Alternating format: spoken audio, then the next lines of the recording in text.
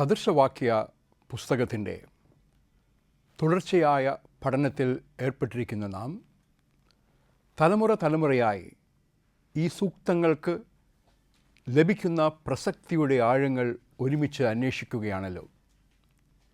ഇന്ന് സദൃശവാക്യങ്ങൾ 14 അധ്യായം അതിൻ്റെ 22 വാക്യത്തിലേക്ക് നമുക്ക് നമ്മുടെ ശ്രദ്ധയെ തിരിക്കാം. ദോഷം നിരൂപിക്കുന്നവൻ ഉഴന്ന് പോകുന്നില്ലയോ? നന്മ നിരൂപിക്കുന്നവർക്ക് ദയയും വിശ്വസ്തതയും ലഭിക്കുന്നു.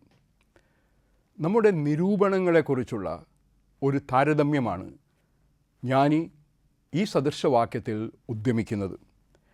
2 തരത്തിലുള്ള മനുഷ്യ നിരൂപണങ്ങളുണ്ട്. 2 തരത്തിലുള്ള മനുഷ്യരുണ്ട്. ഒരു വിഭാഗത്തിലുള്ള ആളുകൾ എപ്പോഴും അപരൻ്റെ നന്മ മാത്രം ആഗ്രഹിക്കുന്നവരാണ്. അപരൻ്റെ നന്മയ്ക്ക് വേണ്ടി ഏതറ്റം വരെയും പോകുവാൻ സന്നദ്ധരാണ്. മറുവശത്താകട്ടെ അപരൻ്റെ നന്മ ചിന്തിക്കുന്നത് പോലെ അപരന് ദോഷം ചിന്തിക്കുന്ന വ്യക്തികളെ നമുക്ക് കാണുവാനായിട്ട് കഴിയും. അവരുടെ ചിന്ത, അവരുടെ വ്യാപാരം അതൊക്കെയും നാശവുമായി ബന്ധപ്പെട്ടുള്ളതാണ്. വിശദമായി അതിനെക്കുറിച്ച് ചിന്തിക്കുമ്പോൾ ജ്ഞാനി പറയുന്നത് ഈ 2 തരത്തിലുള്ള ആളുകളുടെയും അവസാനം വ്യത്യസ്ത തരത്തിലായിരിക്കും എന്നുള്ളതാണ്. ദോഷം നിരൂപിക്കുന്ന വ്യക്തിയാകട്ടെ വഴിതെറ്റിപ്പോകും, ഉഴന്നു നടക്കും, ലക്ഷ്യബോധമില്ലാതായി മാറും, നാശത്തിലേക്ക് ചെന്നെത്തി നിൽക്കും. എന്നാൽ നന്മ നിരൂപിക്കുന്ന വ്യക്തിയാകട്ടെ അവരെ ദൈവം അനുഗ്രഹിക്കും. ദയയും വിശ്വസ്തതയും അവർക്ക് പ്രതിഫലമായി ലഭിക്കും. എന്താണ് അപരന് ദോഷം നിരൂപിക്കുക എന്ന് പറഞ്ഞാൽ? ജ്ഞാനി വളരെ ലളിതമായി തലമുറകൾക്ക് പകർന്നു നൽകുന്ന ഈ സന്ദേശത്തിന് ആഴമേറിയ അർത്ഥതലങ്ങൾ സാധ്യമാണ്. അപരൻ്റെ നാശം ആഗ്രഹിക്കുന്ന വ്യക്തികൾ നമുക്ക് ചുറ്റുമുണ്ടോ? അത് പല രീതിയിലാകാം. ശാരീരികമായി ദ്രോഹിക്കുന്ന അനുഭവങ്ങൾക്കപ്പുറത്ത് അപരൻ്റെ അസ്തിത്വത്തെ തന്നെ തകർക്കുന്ന നുണപ്രചരണങ്ങൾ, അപവാദ പ്രചരണങ്ങൾ, അർത്ഥസത്യപ്രചരണങ്ങൾ അതൊക്കെ ഒരുപാട് നമ്മുടെ ചുറ്റും കാണുന്നതായി നമുക്കറിയാം. അത് മാധ്യമലോകത്ത്, സാമൂഹിക മാധ്യമ ലോകത്ത് ഒക്കെ വർദ്ധിച്ചു വരുന്ന പശ്ചാത്തലത്തിലാണ് അരുതേ എന്ന ജ്ഞാനിയുടെ നിലവിളി അപരൻ്റെ സൽപ്പേരിനെ നഷ്ടപ്പെടുത്തുന്ന യാതൊരു ഇടപെടലും നാം ചെയ്യാതിരിക്കണം എന്നുള്ള ജ്ഞാനിയുടെ ഓർമ്മപ്പെടുത്തൽ നാം ശ്രദ്ധിക്കേണ്ടത്. എന്നാൽ ഇതിനെ കുറച്ചുകൂടി ശ്രദ്ധിച്ച് നാം വായിക്കുകയാണെങ്കിൽ ശാരീരികമായി തന്നെ അപരനെ ദോഷം നിരൂപിക്കുന്ന എത്രയോ സാഹചര്യങ്ങൾ നമുക്ക് ചുറ്റും കാണുവാനായിട്ട് കഴിയും. നാം തന്നെ ജീവിക്കുന്ന പട്ടണങ്ങൾക്ക് ചുറ്റും ഗുണ്ടാവിളയാട്ടങ്ങളുടെ കഥ നാം കേൾക്കുകയാണ്. കൊലപാതകങ്ങളുടെ ശൃംഖലകളുടെ കഥ നാം കേൾക്കുകയാണ്.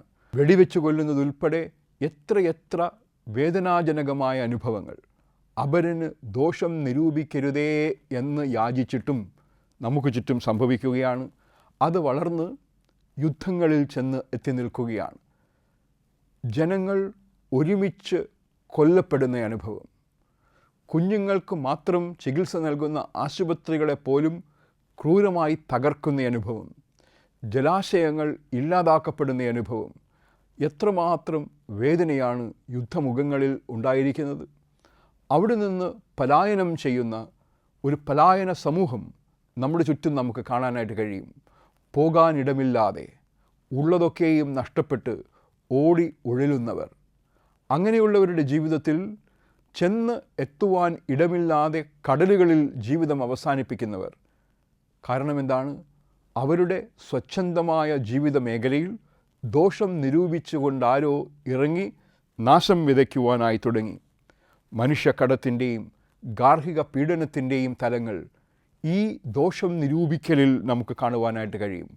ഒരു വ്യക്തി, അതാണാകട്ടെ പെണ്ണാകട്ടെ, സന്തോഷമായി സമാധാനമായി ജീവിക്കേണ്ട ആ വ്യക്തിയെ അവരെ ചതിച്ച് വിദേശങ്ങളിലും ഇതര ദേശങ്ങളിലും കൊണ്ടുപോയി അവരെ തന്നെ അടിമകളായി വിൽക്കുന്ന എത്രയോ അനുഭവങ്ങൾ, പച്ചയായ അനുഭവങ്ങൾ, ഇന്ന് വാർത്തകൾ പോലും അല്ലാതായിത്തീരുന്ന അനുഭവം, തടവറകളിൽ നിന്ന് രക്ഷപ്പെട്ടു വരുന്ന വ്യക്തികളുടെ വേദന നിറഞ്ഞ കഥകൾ കേൾക്കുമ്പോഴാണ് ഇത്രമാത്രം മനുഷ്യർക്ക് ക്രൂരാകുവാൻ കഴിയുമോ, ദോഷം നിരൂപിക്കുവാൻ കഴിയുമോ എന്ന് നാം ചിന്തിക്കുന്നത്.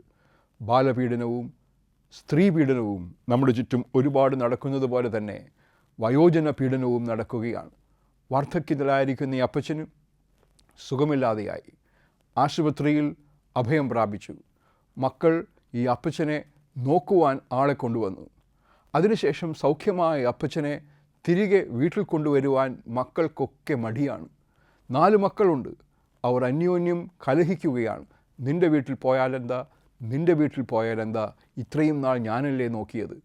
സ്നേഹിതരെ, ആ അപ്പച്ചൻ്റെ അനുഭവം ഇന്ന് എത്രയോ ജീവിതങ്ങളിൽ വയോജനങ്ങൾ അനുഭവിക്കുന്ന പ്രയാസമായി മാറുന്നു എന്നത് യാഥാർത്ഥ്യമാണ്. ശാരീരികമായി മാത്രമല്ല, വൈകാരികമായ തകർച്ച, വൈകാരികമായി തകർക്കുവാൻ തന്നെ ആസൂത്രിതമായ എത്രയോ പദ്ധതികളാണ് ഇന്ന് നമ്മുടെ ചുറ്റും നടന്നുകൊണ്ടിരിക്കുന്നത്. മറ്റുള്ളവരുടെ ദോഷം കാക്ഷിക്കുന്നവരെക്കുറിച്ച് നാം ചിന്തിക്കുമ്പോൾ നമ്മുടെ ചുറ്റും ഇന്ന് വർദ്ധിച്ചു വരുന്ന പണാപഹരണത്തിൻ്റെ രീതികൾ നമുക്ക് കാണുവാനായിട്ട് കഴിയും. ആളുകളെ ഏതെല്ലാം തരത്തിലാണ് പറ്റിക്കുന്നത്, ചൂഷണം ചെയ്യുന്നത്, പണം അപഹരിച്ചു കൊണ്ടുപോകുന്നത്.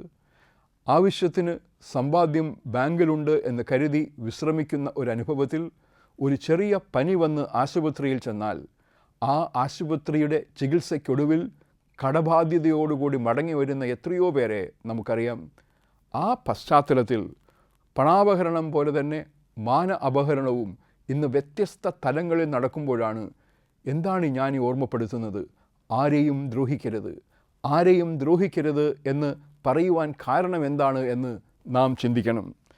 നമ്മുടെ ജീവിതത്തിൽ തന്നെ ചെയ്യാത്ത കുറ്റത്തിന് തടവിലായി ജീവിക്കുന്ന എത്രയോ ആളുകളുണ്ട്. അവർ കുറ്റം ചെയ്തില്ല എന്ന് എല്ലാവർക്കും അറിയാം. എങ്കിലും അവരെ പിടിക്കുന്നതിന് പിന്നിൽ കാരണങ്ങളുണ്ടാകാം. ദോഷം നിരൂപിക്കുന്ന മനസ്സുകളുടെ ഏതെല്ലാം തരത്തിലുള്ള സഞ്ചാരം, ഒറ്റപ്പെടുത്തലിൻ്റെ അനുഭവം ചില ജീവിതങ്ങളുടെ ഭാഗമാണ്. ചിലപ്പോൾ അത് വഞ്ചനയുടെ രൂപമെടുക്കുന്നു. ചിലപ്പോൾ സാമൂഹിക മാധ്യമങ്ങളുടെ ദുരുപയോഗത്തിലൂടെ എത്രയോ ജീവിതങ്ങളെ തകർക്കുന്ന അനുഭവം നമുക്ക് ചുറ്റും നമുക്ക് കാണുവാനായിട്ട് കഴിയും. ഈ പശ്ചാത്തലത്തിലാണ് സദൃശവാക്യക്കാരൻ ഓർമ്മപ്പെടുത്തുന്നത്, ദോഷം നിരൂപിക്കുന്നവർ ശ്രദ്ധിക്കുക. ഇപ്പോൾ നിങ്ങളൊരു പക്ഷേ അപരൻ്റെ തകർച്ചയെ കണ്ട് ആനന്ദിക്കുന്നുണ്ടാകും. എന്തൊക്കെയോ താൽക്കാലിക നേട്ടങ്ങൾ നേടി എന്ന രീതിയിൽ സന്തോഷിക്കുന്നുണ്ടാകും. പക്ഷേ ആ നേട്ടങ്ങളൊക്കെ താൽക്കാലികമാണ്. ദുഷ്ടൻ പന പോലെ തളച്ചു വളർന്നു എന്ന് തോന്നിയേക്കാമെങ്കിലും ദുഷ്ടൻ്റെ നാശം വിദൂരമല്ല എന്ന് വ്യക്തമാക്കുകയാണ് സദൃശവാക്യക്കാരൻ ഇവിടെ. സാമൂഹിക മാധ്യമങ്ങളിലൂടെയുള്ള ഏതെല്ലാം തരത്തിലുള്ള ഭീഷണികളാണ് നമുക്ക് ചുറ്റും ഉള്ളതെന്ന് നമുക്കറിയാം. അപകീർത്തിപ്പെടുത്തൽ ഏതെല്ലാം രീതികളിലാണ് ഇന്ന് നടക്കുന്നത് നമുക്കറിയാം. കെണിയിൽപ്പെടുത്തുന്ന അനുഭവങ്ങൾ എത്രയെത്ര നമ്മുടെ ചുറ്റും സംഭവിക്കുമ്പോൾ, ചൂഷണത്തിൻ്റെ അനുഭവങ്ങൾ നമ്മുടെ ചുറ്റും സംഭവിക്കുമ്പോൾ ഈ വലിയ ഓർമ്മപ്പെടുത്തൽ നാം ഒരിക്കലും മറന്നു പോകരുത്. നൂറ്റാണ്ടുകൾക്കപ്പുറം ജ്ഞാനി ഓർമ്മപ്പെടുത്തുകയാണ്, ദോഷം നിരൂപിക്കുന്നവൻ ഉഴന്ന് നടക്കുന്ന അനുഭവം ഉണ്ടാവുകയില്ലയോ. ഉഴന്ന് നടക്കുക എന്ന് പറഞ്ഞാൽ വഴിതെറ്റി നടക്കുക എന്നതിനേക്കാൾ ഉപരിയായി വഴി അറിയാതെ പതറി നടക്കുന്ന അനുഭവമാണ്. എന്തൊക്കെയോ നേടി എന്ന് കരുതി ജീവിതത്തിൽ ഒരു സ്നിഗ്ധഘട്ടത്തിലെത്തിയതിന് ശേഷം വനാന്തരത്തിനുള്ളിൽ വഴിതെറ്റിപ്പോയവനെ പോലെ എവിടെയാണ് താനെന്ന് പോലും അറിയാതെ, എങ്ങോട്ട് പോകുന്നുവെന്നറിയാതെ പകച്ചു നിൽക്കുന്ന അനുഭവങ്ങൾ അത്തരത്തിലുള്ള വ്യക്തികൾക്കുണ്ടാകും എന്ന് ജ്ഞാനി ഓർമ്മപ്പെടുത്തുകയാണ്. ലക്ഷ്യബോധമില്ലാതെ പകച്ചു നിൽക്കുന്ന അനുഭവങ്ങൾ അവരുടെ ജീവിതത്തിൻ്റെ ആത്യന്തിക ഫലമായി മാറുമെന്ന് ഓർമ്മപ്പെടുത്തുകയാണ് അവിടെ. എന്തൊക്കെയാണ് ഈ ദോഷം നിരൂപിക്കുന്നതിന് കാരണമായി വരുന്നത്? ഒരു വ്യക്തിയുടെ ഉള്ള് സഹജമായി നല്ലത് എന്ന് നാം കരുതിയാലും ആ ഉള്ളിനെ ദോഷം നിറയ്ക്കുന്ന ഒരുപാട് സ്വാധീനങ്ങൾ നമ്മുടെ ചുറ്റും ഉള്ളതായി നാം അറിയുന്നു. എന്ത് കാണുന്നു, എന്ത് വായിക്കുന്നു എന്നത് ഒരു വ്യക്തിയുടെ സ്വഭാവത്തെ രൂപീകരിക്കുന്നതിൽ വളരെ വലിയ ഒരു പങ്ക് വഹിക്കും. കുഞ്ഞുങ്ങളെ വളർത്തുമ്പോൾ തന്നെ, അവരുടെ വായനാശീലം വളർത്തുമ്പോൾ തന്നെ എന്ത് തരത്തിലുള്ള വായനയാണ് അവർക്ക് ആവശ്യമെന്ന്, എന്ത് തരത്തിലുള്ള ചിന്തനങ്ങളാണ് അവർക്ക് ആവശ്യമെന്ന്, എന്ത് തരത്തിലുള്ള ലോകവീക്ഷണമാണ് അവർക്ക് ആവശ്യമെന്ന് നാം ശ്രദ്ധിച്ചില്ല എങ്കിൽ അവരെ തിന്മയുടെ പന്ഥാവിലേക്ക് ക്ഷണിക്കുന്ന ഒരുപാട് സാഹചര്യങ്ങളുടെ മധ്യയാണ് അവർ ജീവിക്കുന്നത്. തിന്മ കറുത്ത വ്യത്യസ്ത രൂപങ്ങളെടുത്ത് അവരെ മാടി വിളിക്കുമ്പോൾ വീണുപോകുന്ന എത്രയോ അനുഭവങ്ങൾ. കൊച്ചു കുഞ്ഞുങ്ങൾ തന്നെ ദോഷം നിരൂപിക്കുന്നവരായി മാറുന്ന, അവരുടെ കൗമാരപ്രായത്തിൽ തന്നെ ദോഷത്തിന് അടിമകളാകുന്ന ഒരുപാട് പേർ നമ്മുടെ ചുറ്റും ഉള്ളപ്പോഴാണ് ജ്ഞാനിയുടെ ഈ ഓർമ്മപ്പെടുത്തൽ ദോഷം നിരൂപിക്കുന്നവൻ്റെ അവസാനം ഉഴന്നു നടക്കലായിരിക്കുമെന്നത് ശ്രദ്ധേയമായി നാം പഠിക്കേണ്ടത്. തിന്മ നിറഞ്ഞ സൗഹൃദങ്ങളാണ് ദോഷം നിരൂപിക്കുന്നതിന് മറ്റൊരു കാരണമായി തീരുക. കൂട്ടുകാരെ തിരഞ്ഞെടുക്കുമ്പോൾ സൂക്ഷിക്കുക എന്ന് അപ്പനന്മാരും മുത്തശ്ശന്മാരും മുത്തശ്ശിമാരും കുഞ്ഞുങ്ങളെ എപ്പോഴും ഉപദേശിക്കുവാനുള്ള കാരണം, കൂട്ടുകാർ തെറ്റിപ്പോയാൽ, സൗഹൃദങ്ങൾ തെറ്റിപ്പോയാൽ നന്മയുടെ ഭാഗമായി തീരുന്നതിന് പകരം തിന്മയുടെ പന്ഥാവിലേക്ക് പോകുവാൻ സാധ്യതയുണ്ട് എന്നുള്ളതാണ്. തിന്മയുടെ പന്ഥാവിലേക്ക് പോയാലോ, ദോഷം നിരൂപിക്കുവാൻ തുടങ്ങിയാലോ, അവരന് ദോഷമുണ്ടായാലും എനിക്ക് സ്വാർത്ഥമായ ലാഭമുണ്ടെങ്കിൽ എത്ര ദോഷമുണ്ടായാലും സാരമില്ല, എൻ്റെ ലാഭം മതി എന്ന തെറ്റായ ചിന്ത ഒരാളുടെ ഉള്ളിലുണ്ടായാൽ അത് തുടർന്നും ദോഷം നിരൂപിക്കാൻ, അവരെന്നെ പറ്റിച്ചായാലും ഏത് രീതിയിലായാലും പണം സമ്പാദിച്ചാൽ മതി എന്ന ചിന്ത കടന്നു വരുമ്പോൾ ധാർമ്മികതയും നൈതികതയും അവരുടെ ജീവിതത്തിൽ നിന്ന് പോയി മറയുമ്പോൾ വളരെ ശ്രദ്ധേയമായി ജ്ഞാനിയുടെ ഈ ഓർമ്മപ്പെടുത്തൽ അർത്ഥഗംഭീരതയോടെ നമ്മെ തേടി വരികയാണ്. ദിശാബോധം നഷ്ടപ്പെട്ട എത്രയോ കൗമാരക്കാർ എന്താണ് ചെയ്യുന്നതെന്നറിയാതെ എന്തെല്ലാമാണ് തെരുക്കളിൽ കാട്ടിക്കൂട്ടുന്നത്. ലോകത്തിൻ്റെ നാനാഭാഗങ്ങളിൽ പരദേശികൾക്ക് നേരെ ഉയരുന്ന അക്രമങ്ങൾ നാം കാണുമ്പോൾ, അഭയാർത്ഥികൾക്ക് നേരെ ഉയരുന്ന ഉപദ്രവങ്ങൾ നാം കാണുമ്പോൾ എന്തെല്ലാം ക്രൂരതകളാണ് നാം നമ്മുടെ കൗമാരക്കാരിൽ നിന്ന് കാണുന്നത്. ഇതൊക്കെ എന്തുകൊണ്ട് സംഭവിക്കുന്നു എന്ന് ചോദിക്കുമ്പോഴാണ്, ഈ യാഥാർത്ഥ്യങ്ങളുടെ നടുവിൽ നിന്ന് വിറങ്ങലിക്കുമ്പോഴാണ് നാം യഥാർത്ഥത്തിൽ ജ്ഞാനിയുടെ ഈ ജ്ഞാനത്തിൻ്റെ ആഴവും പരപ്പും മനസ്സിലാക്കുന്നത്. അതുപോലെ തന്നെ ദോഷം നിരൂപിക്കുന്നതിന് മറ്റൊരു കാരണമായി മാറുന്നത് ആസക്തികളാണ്, ലഹരികളാണ്. ചെറുപ്രായത്തിൽ തന്നെ മദ്യത്തിന് അടിമപ്പെട്ടു പോയവർ, അവർ അനുഭവിക്കുന്ന പ്രയാസങ്ങൾ, അതിൻ്റെ ആഴങ്ങൾ വാക്കുകൾ കൊണ്ട് വർണ്ണിക്കുവാൻ കഴിയുകയില്ല. വിവാഹ നിശ്ചയം വരെ അത്തരത്തിലുള്ള കാര്യങ്ങൾ അറിയാതെ വിവാഹം കഴിച്ചതിന് ശേഷം ഭർത്താവിൻ്റെ മദ്യപാന സ്വഭാവത്തെ തിരിച്ചറിയുന്ന ചെറുപ്പക്കാരിയായ ഭാര്യയുടെ വേദന ഒന്ന് ചിന്തിച്ചു നോക്കാമോ? ഭർത്താവ് മയക്കുമരുന്നിന് അടിമയാണെന്ന് തിരിച്ചറിയുന്ന ചെറുപ്പക്കാരായ ഭാര്യയുടെയോ ഭർത്താവിൻ്റെയോ അവസ്ഥ നമുക്കൊന്ന് ചിന്തിച്ചു നോക്കാമോ? ദോഷം നിരൂപിക്കുന്നത് അവർക്ക് തന്നെയാണ്. പക്ഷേ ലഹരിയുടെ അടിമയിൽ ആയിക്കഴിഞ്ഞാൽ അവർ ജീവിത പങ്കാളിക്ക് പോലും ദോഷം നിരൂപിക്കുന്നു. ചിലർ പറയുകയാണ്, പേടിയാണ് എനിക്ക് ആ വീട്ടിൽ അയാളോടുകൂടി പാർക്കുവാൻ. ശരിയാണ്, അയാൾ എൻ്റെ ഭർത്താവാണ്, ശരിയാണ്, അതെൻ്റെ വീടാണ്. പക്ഷേ മദ്യം അകത്തുപോയി കഴിഞ്ഞാൽ, മയക്കുമരുന്ന് അകത്തുപോയി കഴിഞ്ഞാൽ അയാൾ എന്തൊക്കെ ദോഷം നിരൂപിക്കുമെന്ന്, എങ്ങനെയൊക്കെ വേദനിപ്പിക്കുമെന്ന് അറിയാൻ കഴിയുന്നില്ല. അത്തരത്തിൽ ഭയത്തിൽ ജീവിക്കുന്ന ഒരുപാട് പേർ നമ്മുടെ ചുറ്റുമുള്ളപ്പോഴാണ് ദോഷം നിരൂപിക്കുന്നവരെക്കുറിച്ചുള്ള ഒരു മുന്നറിയിപ്പ് ജ്ഞാനി തലമുറകൾക്ക് നൽകുന്നത്. ഏതെല്ലാം തരത്തിൽ നമ്മുടെ ഭവനങ്ങളിൽ കുഞ്ഞുങ്ങൾ കൊല്ലപ്പെടുന്നു എന്നത് നാം കാണുകയാണ്. അത്രമാത്രം ക്രൂരതയോടെ പാമ്പിനെ കൊണ്ടുവന്ന് കൊത്തിച്ചു കൊല്ലുന്ന ക്രൂരത വരെ നമ്മുടെ ചുറ്റും, അങ്ങ് ദൂരെ ഏതോ കുഗ്രാമത്തിലെ അനുഭവമല്ല, നമുക്ക് കയ്യെത്തും ദൂരത്തും നടക്കുന്ന പണാപഹരണത്തിന് വേണ്ടി കുഞ്ഞുങ്ങളെ തട്ടിക്കൊണ്ടുപോകുന്ന അവസ്ഥകൾ നമ്മുടെ കൺമുമ്പിൽ നടക്കുന്ന യാഥാർത്ഥ്യത്തിൻ്റെ മധ്യയാണ് ജ്ഞാനിയുടെ ഈ ശക്തമായ ഇടപെടലും ഓർമ്മപ്പെടുത്തലും. ദോഷം നിരൂപിക്കുന്നവൻ ഉഴന്ന് നടക്കുകയില്ലയോ എന്ന ചോദ്യം. മാനസിക സംഘർഷങ്ങളും സമ്മർദ്ദങ്ങളും എത്രയോ ജീവിതങ്ങളിൽ ദോഷം നിരൂപിക്കുന്നതിൻ്റെ ഭാഗമായി ഉണ്ടാകുന്നു എന്ന് നമുക്കറിയാം. വിഷലിപ്തമായ ബന്ധങ്ങൾ, ടോക്സിക് റിലേഷൻഷിപ്സ്, പോയ്സണസ് റിലേഷൻഷിപ്സ് ഈ ദോഷ നിരൂപണത്തിന് കാരണമായി തീരാറുണ്ട്. പഠിക്കേണ്ടുന്ന സമയത്ത് പഠിക്കാതെ തിന്മയുടെ വഴിയിലേക്ക് പോകുന്ന എത്രയോ കുട്ടികളെ നമുക്കറിയാം.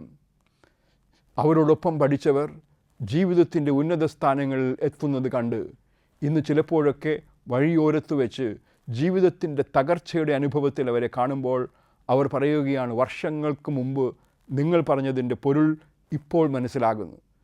കലാലയത്തിലും വിദ്യാലയത്തിലും പഠിക്കുവാൻ അവസരം ലഭിച്ചിട്ടും ആ അവസരങ്ങളെ ദുർവിനിയോഗം ചെയ്ത് ക്ലാസ്സിൽ പോകുന്നതിന് പകരം കൊടിപിടിച്ച് ഇന്ന് ആരുമല്ലാത്തവരായി മാറിത്തീരുന്ന അവസ്ഥയിൽ ദോഷം നിരൂപിക്കുന്നതിന് എന്തെല്ലാം രീതികളാണ്. കല്ലെടുത്ത് ബസ്സിന് ഏറുകൊടുത്ത ഒരു ചെറുപ്പക്കാരൻ അന്നാരംഭിച്ച കേസ് ഇന്നും തീരാതെ കോടതി വരാന്ത കയറി ഇറങ്ങുമ്പോൾ പ്രിയപ്പെട്ടവരെ, ഇന്ന് അവൻ ദുഃഖിക്കുകയാണ്. ആ കല്ലേറ് കൊണ്ട് കണ്ണ് നഷ്ടപ്പെട്ട ആ ബസ്സിൽ യാത്ര ചെയ്ത ഒരു യാത്രക്കാരൻ്റെ വേദന ഇന്നും അവൻ്റെ ഉള്ളിൽ പിടയുന്ന അവസ്ഥ. ഈ യാഥാർത്ഥ്യത്തിൻ്റെ മധ്യയാണ് ദോഷം നിരൂപിക്കരുത്. നീ ചിന്തിക്കുന്നതിനപ്പുറത്ത് നാശം, നീ ചിന്തിക്കുന്നതിനപ്പുറത്ത് നഷ്ടം, നീ ചിന്തിക്കുന്നതിനപ്പുറത്ത് കണ്ണുനീർ മറ്റുള്ളവർക്കുണ്ടാകുവാൻ കാരണമായി നിൻ്റെ നിരൂപണങ്ങൾ തീരുമെന്ന് ഞാൻ ഈ മുന്നമേ ഓർമ്മപ്പെടുത്തുകയാണ്. ചിലർക്ക് ദോഷം നിരൂപിക്കുവാനായിട്ടുള്ള കാരണം അത്യാർത്തിയാണ്. ഒരുപക്ഷേ 7 കാർണൽ സിൻസ് എന്ന് നാം വിളിക്കുന്ന ഓരോന്നും പ്രസക്തമാണെങ്കിലും അത്യാർത്തി, എത്ര കിട്ടിയാലും മതി വരാത്ത ആർത്തി, എത്ര കൂട്ടിവെച്ചാലും പോരാ എന്ന ആർത്തി, ആ പണസമ്പാദത്തിനു വേണ്ടി ഏതറ്റം വരെയും നൈതികതയെ മറക്കുന്ന ആർത്തി, ഏതറ്റം വരെയും ധാർമ്മികതയെ മയക്കുന്ന ആർത്തി, അത് കുമിഞ്ഞുകൂടുന്ന ഈ ധനം കണ്ട് എന്ത് സന്തോഷിക്കാനാണ്? ഞാൻ ഈ ഓർമ്മപ്പെടുത്തുകയാണ്, അങ്ങനെ ധനസമ്പാദനം നടത്തിയതുകൊണ്ട് ദോഷം നിരൂപിച്ച് നീ എന്തൊക്കെ നേടിയാലും ഒടുവിൽ നീ ഉഴന്നു നടക്കുകയില്ലയോ? ഈ പണം, തെറ്റായ രീതിയിൽ നീ സ്വരൂപിച്ച പണം ഞങ്ങൾക്ക് വേണ്ട എന്ന് പറയുന്ന മക്കളുണ്ടാകും. നീ തെറ്റായ രീതിയിൽ അന്യൻ്റെ കണ്ണുനീരിൽ നിന്നും പടുത്തുയർത്തിയതായിട്ടുള്ള സാമ്രാജ്യവും കൊട്ടാരവും എനിക്ക് വേണ്ട എന്ന് പറഞ്ഞ് സാധാരണക്കാരുടെ ഇടയിൽ ചെന്ന് സാധാരണക്കാരെ പോലെ തൊഴിലെടുത്ത് ജീവിക്കുന്ന എത്രയോ മക്കളെ എനിക്കും നിങ്ങൾക്കും പരിചയമുണ്ട്. ഈ നേടിയതൊക്കെ എന്തിനു വേണ്ടി, ആർക്കു വേണ്ടി എന്ന് ചോദിക്കുമ്പോൾ തിരിഞ്ഞു നോക്കി ആ നേട്ടത്തിനു പിന്നിൽ വാർത്ത അനേകരുടെ കണ്ണുനീര് നാം ചിന്തിക്കുമ്പോഴാണ് വേദപുസ്തകത്തിൽ ജ്ഞാനി വളരെ വ്യക്തമായി ഓർമ്മപ്പെടുത്തിയിട്ടും ഒരു രീതിയിലും ദോഷം നിരൂപിക്കരുത് എന്ന് പറഞ്ഞിട്ടും ദോഷം നിരൂപിച്ചു പോയതിൻ്റെ അർത്ഥം ഉപഭോഗ സംസ്കാരത്തിൻ്റെ മധ്യേ ലാഭം മാത്രം നമ്മുടെ ലക്ഷ്യമായി മാറുമ്പോൾ എത്ര പേരുടെ കണ്ണുനീരാണ് അതിന് കാരണമായി മാറുന്നത്. ചിലപ്പോൾ ഉത്തരവാദിത്വങ്ങളിൽ നിന്നുള്ള ഒളിച്ചോട്ടമായി അത് മാറാറുണ്ട്. കുടുംബത്തോടുള്ള ഉത്തരവാദിത്വം, നമ്മെ ഏൽപ്പിച്ച തൊഴിലിടങ്ങളോടുള്ള ഉത്തരവാദിത്വം, അതൊക്കെ എത്ര പ്രതിസന്ധികൾ സൃഷ്ടിക്കാറുണ്ട്. ദോഷം നിരൂപിക്കുന്നതിന് മറ്റൊരു കാരണം എക്സസീവ് പ്രൈഡ്, അഹങ്കാരം, അമിതമായ അഹങ്കാരം. ഞാൻ ആരോ ആണെന്ന ഭാവം, ആ ഭാവത്തിൽ മറ്റുള്ളവരെ അവജ്ഞയോടെ കാണുമ്പോഴുണ്ടാകുന്ന ധാർമ്മിക അവജയം. ഒരുപക്ഷേ അതിനെക്കുറിച്ച് ഒരുപാട് പറയുവാൻ നമുക്ക് കഴിയുമെങ്കിലും അതിന് മറുവശവും ഞാൻ ഈ ഓർമ്മപ്പെടുത്തുകയാണ്. നീ ദോഷം നിരൂപിക്കുന്നവനല്ല എങ്കിൽ പിന്നെ ആരാണ്? നീ നന്മ നിരൂപിക്കുന്നവനാകണം, നന്മയെക്കുറിച്ച് ചിന്തിക്കുന്നവനാകണം. നന്മ നിരൂപിക്കുന്നവൻ നന്മ ചെയ്യുന്നവനാകണം. പല ആവർത്തി പഴയ നിയമത്തിൽ പറയുകയാണ്, തിന്മ ചെയ്യുന്നത് മതിയാക്കുവിൻ, നന്മ ചെയ്യുവാൻ അഭ്യസിക്കുവിൻ. നന്മ ചെയ്യുന്നത് സ്വാഭാവികമായി കടന്നു വരുന്ന ഒരു തലത്തിനപ്പുറത്ത് നമ്മൾ അഭ്യസിച്ച് നേടേണ്ടുന്ന ഒരു സ്വഭാവ സവിശേഷതയായി മാറുകയാണ്. വ്യക്തിത്വ രൂപീകരണത്തിൽ നന്മ ചെയ്യുന്ന വ്യക്തി, ഒരുപക്ഷെ ജീവിതത്തിൻ്റെ ഏതെങ്കിലും ഘട്ടങ്ങളിൽ ആളുകൾ അവരുടെ സ്മരണപഥത്തിൽ നമ്മെ ഓർക്കുമ്പോൾ നാം അവർക്ക് ചെയ്ത ഒരു ചെറിയ നന്മയാകാം, അവരുടെ മുന്നിൽ നൽകിയ ഒരു ചെറിയ പുഞ്ചിരിയാകാം, ഒരു ചെറിയ സ്പർശമാകാം അവിടെ ഓർമ്മിക്കപ്പെടുന്നത്. വലിയ ഒരു കമ്പനി ഉണ്ടായിരുന്നു. ആ കമ്പനിയിൽ ഒരുപാട് പേർ ജോലി ചെയ്യുന്നുണ്ടായിരുന്നു. ജോലി ചെയ്യുന്ന അനുഭവത്തിൻ്റെ മധ്യേ ഒരു നാൾ ആ കമ്പനിയുടെ ഒരു കോണിൽ ഒരു ചെറിയ തീപിടുത്തമുണ്ടായി. 5 മണിയായി, ഏകദേശം എല്ലാവരും പോയി കഴിഞ്ഞതുകൊണ്ട് തന്നെ വളരെ ശുഷ്കാന്തിയോടുകൂടി തീ അണയ്ക്കുമ്പോഴും മെയിൻ സെക്യൂരിറ്റി ഓഫീസർ പറഞ്ഞു, ഇന്ന് ജോണി അകത്തേക്ക് പോയിട്ടുണ്ട്, തിരികെ പോയിട്ടില്ല. അതൊരു പക്ഷേ ബയോമെട്രിക് സംവിധാനം കൊണ്ടായിരുന്നില്ല. അവർ പറഞ്ഞു ഇത്രയധികം ആളുകൾ അകത്തുപോയി, ഇത്രയധികം ആളുകൾ പുറത്തു പോയി, എന്നിട്ട് ഒരാൾ മാത്രം പുറത്തു പോയിട്ടില്ല എന്നതിന് പറയുവാൻ കാരണം എന്താണ്? അദ്ദേഹം പറഞ്ഞു, ഈ മനുഷ്യൻ മറ്റുള്ളവരിൽ നിന്നും വ്യത്യസ്തമാകുന്നത് ഒരു രീതിയിലാണ്. ഞാൻ ഈ കമ്പനിയിലെ സാധാരണക്കാരനായ ഒരു വെറും സെക്യൂരിറ്റിക്കാരനാണ്. എന്നാൽ രാവിലെ ഓഫീസിലേക്ക് വരുമ്പോൾ അദ്ദേഹം എൻ്റെ അടുത്തിലെത്തും, കരം പിടിക്കും, ഗുഡ് മോർണിംഗ് എന്ന് പറയും, പേർ ചൊല്ലി എൻ്റെ തോളത്തൊന്നും തട്ടും, അകത്തേക്ക് പോകും. നൂറുകണക്കിന് ആളുകൾ തിരിഞ്ഞു നോക്കാതെ യാത്ര ചെയ്യുമ്പോൾ ഈ മനുഷ്യൻ്റെ ഈ വ്യത്യസ്തത, ആ ഒരു നന്മ ഞാൻ എപ്പോഴും ശ്രദ്ധിക്കും. വൈകുന്നേരം തിരികെ പോകുമ്പോഴും അദ്ദേഹം തിരക്കുകളുടെ മധ്യേ കടന്നു വരും, എൻ്റെ അരികിലൊന്ന് നിൽക്കും, കരത്തിലൊന്ന് പിടിക്കും, താങ്ക് യു എന്ന് പറയും, ഹാവ് എ ഗുഡ് ഈവനിങ് എന്ന് പറയും, നടന്നു പോകും. ഇന്ന് രാവിലെ അദ്ദേഹം അകത്തേക്ക് പോയപ്പോൾ എൻ്റെ കരം പിടിച്ചിരുന്നു. വൈകുന്നേരത്തിൽ ഇതുവരെ അദ്ദേഹം തിരികെ പോയിട്ടില്ല. അദ്ദേഹം ഉണ്ടായിരുന്ന സ്ഥലം എവിടെയെന്ന് അന്വേഷിച്ച് ഫയർ ബ്രിഗേഡ് ഓടിയെത്തി. അതിനുള്ളിൽ കുടുങ്ങിക്കിടന്ന ജോണിയെ അവർ രക്ഷിച്ച് പുറത്തു കൊണ്ടുവന്നു. ആ പുറത്തു കൊണ്ട് പോകുമ്പോൾ ആ യാത്രയുടെ മധ്യേ അദ്ദേഹം സെക്യൂരിറ്റി ഓഫീസറെ നോക്കി ഒരു ചിരിച്ച ചിരിയെക്കുറിച്ചാണ് സെക്യൂരിറ്റി ഓഫീസർ തൻ്റെ സാക്ഷ്യം പറയുന്നത്. നന്മ ചെയ്യുന്നത് ചെറിയ ചെറിയ നന്മ പ്രവൃത്തികളിലൂടെയാണ്. മനുഷ്യരുടെ ഉള്ളിൽ നിറഞ്ഞു നിൽക്കുന്ന നന്മ പ്രവൃത്തികൾ. ഇന്ന് എത്രയോ അനാഥാലയങ്ങൾ, വയോജന മന്ദിരങ്ങൾ, അപ്പനമ്മമാർ ഇല്ലാത്ത മക്കളല്ല, അപ്പനുമുണ്ട് അമ്മയുമുണ്ട്. അവർക്കൊരുമിച്ച് ജീവിക്കുവാൻ കഴിഞ്ഞില്ല. അമ്മ ഒരു വഴിക്ക് പോയി, അപ്പൻ വേറെ വഴിക്ക് പോയി, മക്കൾ ആരുമില്ലാതെ അവരെ അനാഥരാക്കപ്പെട്ട അവസ്ഥയിൽ സംരക്ഷിക്കുവാൻ സ്ഥാപനങ്ങൾ തയ്യാറായി. എന്നാൽ അവരെ കരുതുന്ന എത്രയോ കുടുംബങ്ങൾ.